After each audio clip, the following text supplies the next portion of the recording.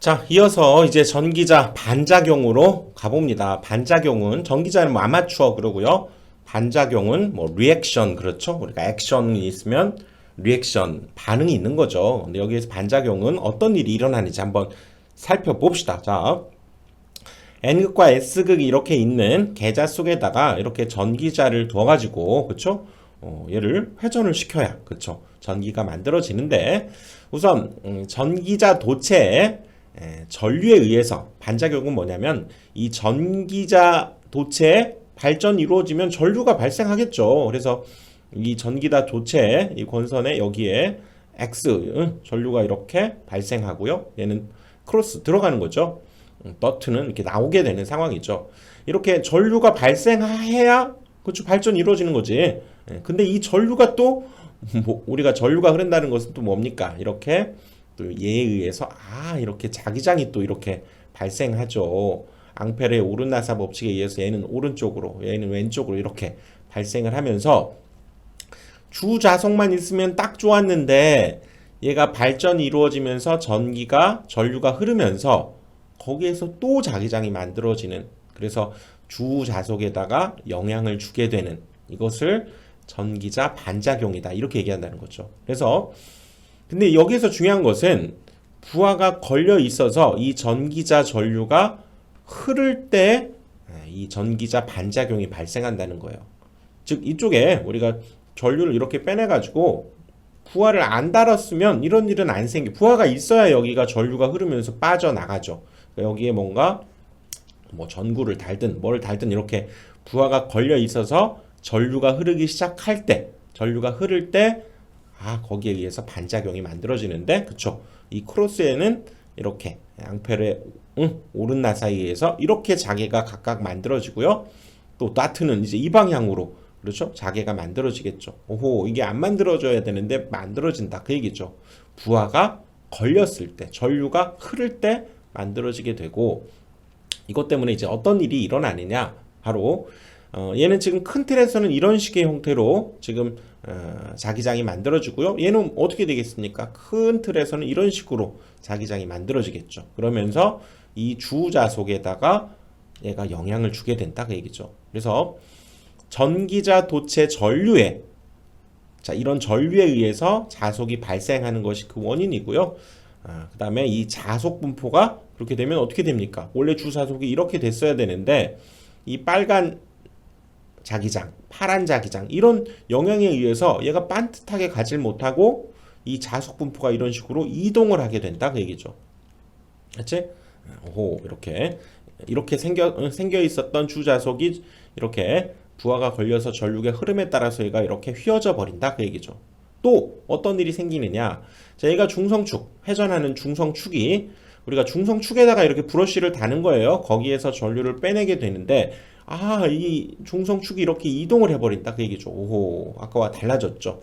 원래 이렇게 생겨 있었어야 되는데 중성축이 이렇게 이동을 해버리는 현상이 만들어지게 된다 그 얘기지. 이런 일이 만들어지네요. 좋은 건 아닐 것 같죠. 그치? 뭔가 영향을 주는 거니까.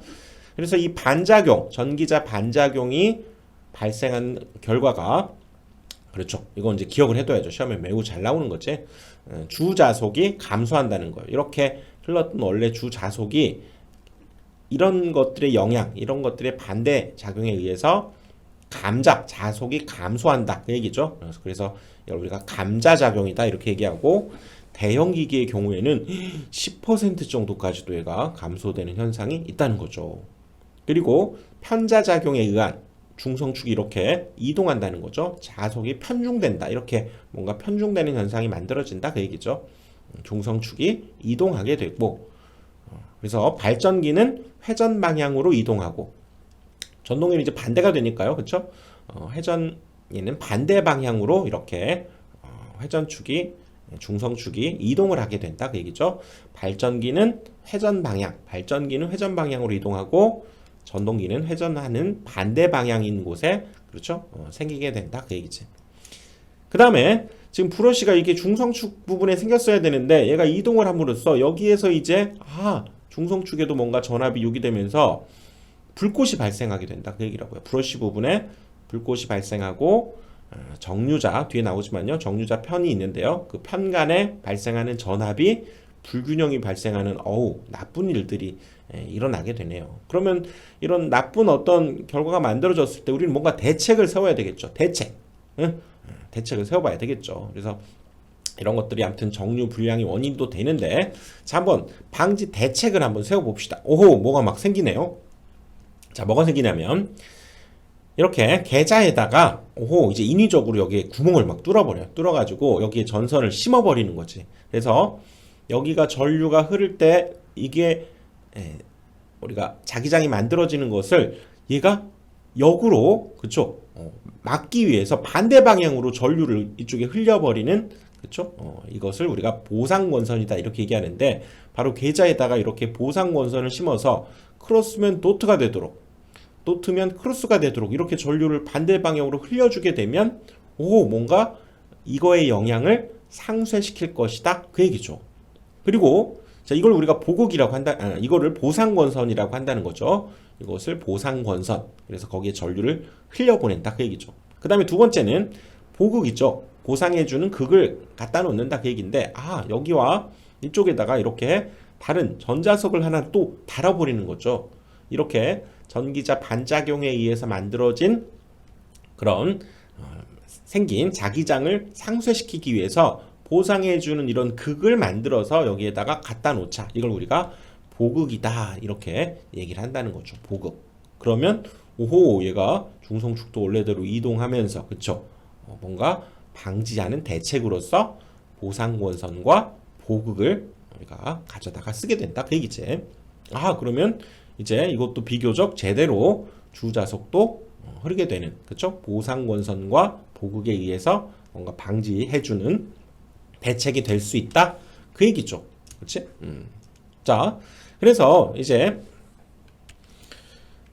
이렇게 생긴 이제 지금 이 상황에서 우리가 뭘 한번 계산을 해보냐면요. 여기에서도 지금 이런 기자력이 반대 방향으로 작용하면서, 그렇죠? 원래 주자속에, 그렇죠? 감소가 되는 현상을 준다고 그랬죠. 이것을 우리가 감자 기자력이다 이렇게 얘기하고요. 얘는 또 이 방향으로도 생긴다는 거죠. 그래서 사실 이 두 개가 벡터적으로 합쳐지면 뭐 이런 방향으로 지금 기자력이 만들어지게 되는데, 아무튼 얘를 감소시키는 이것을 우리가 감자 기자력이다 이렇게 얘기하고요.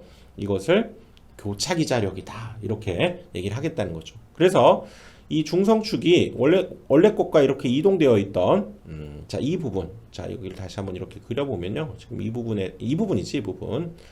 이 부분의 각을 우리가 알파라고 한번 잡아보면, 여기가 알파면 여기도 알파죠. 그렇죠? 막곡지각으로 이걸 알파다. 여기도 알파.